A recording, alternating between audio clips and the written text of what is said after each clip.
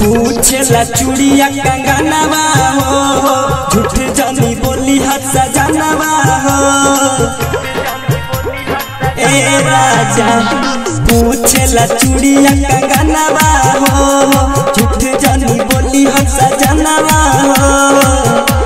आवेला याद बेसी हो भाई, घर कब आइबो पिया परदेसी हो।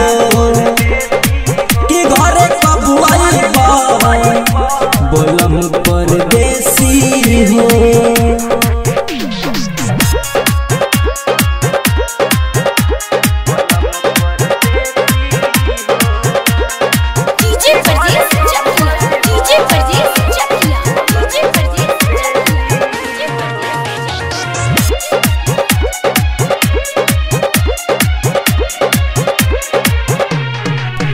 गड़े रेंगनी के काट जस से जिया, कोनो भागई बिया कायंगर जिया। झूठो पूछल ना हमरो तुहाल हो, यहाँ तड़पेले तुहार कर जिया।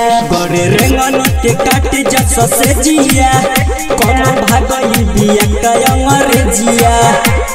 बिंदिया बिलख के रोवेला, तकिया पतहर के टोवेला।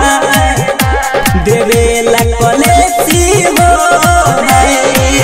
घर कब आइबो राजा परदेसी हो।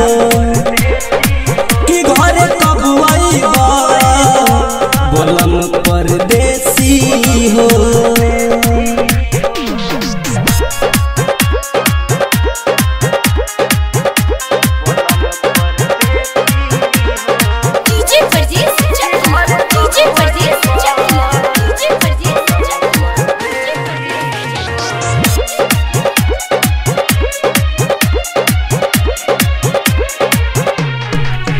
जवन छोड़ी के तू गइल रुमालावा, उहे राखेला हमरो ख्यालावा।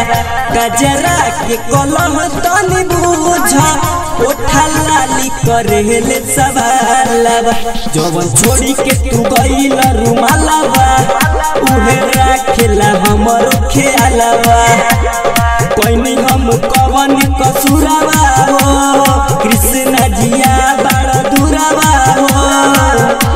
धीरज संदेशी हो घरे कब आइबो राजा परदेसी हो। तो घरे कब आइबो